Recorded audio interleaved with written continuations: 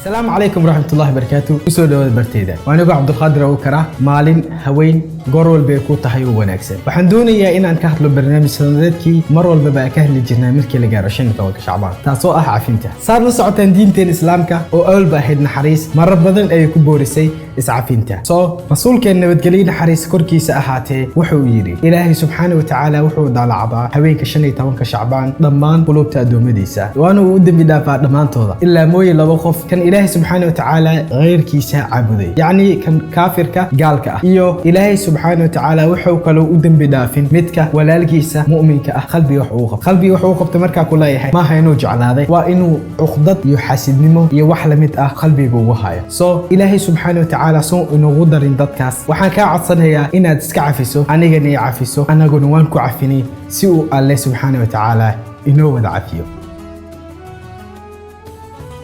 أنا وان كعفي والله العظيم عفي. أنا وان كعفي يا والله العظيم نسكي عفي. I've forgiven you, also forgive me.